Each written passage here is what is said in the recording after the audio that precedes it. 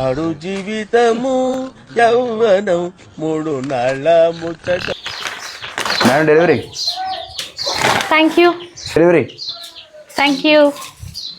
అమ్మో అమ్మో. Delivery madam. Thank you. Delivery. Thank you.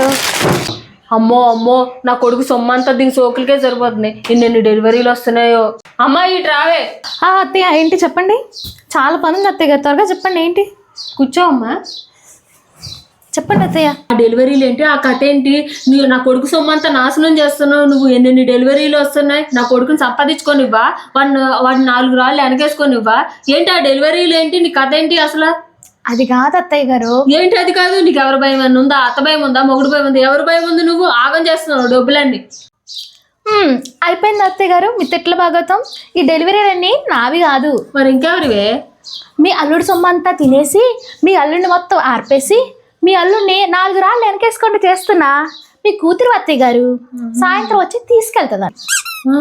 అమ్మో అమ్మో, నా కూతురికి ఎంత కష్టం వచ్చింది. ముచ్చటపడి చిన్న చిన్న వస్తువులు కూడా కొనుక్కోలేని పరిస్థితిలో ఉంది. అత్త అల్లుడి అంత ఇబ్బందులు పెడుతున్నారో ఏమో. చిన్న చిన్న డెలివరీలు అన్నీ ఇక్కడ పెట్టుకొని అమ్మ సాయంత్రం వచ్చి తీసుకుంటుందిలే. అయ్యో నా కూతురు. కోడలు పెట్టుకుంటేనేమో కొడుకు ఆస్తి మొత్తం కరిగిచ్చేస్తుంది, కూతురు పెట్టుకుంటేనేమో చిన్న చిన్న వస్తువులు కొనుక్కునే స్వాతంత్రం కూడా లేదంట. చూడండి.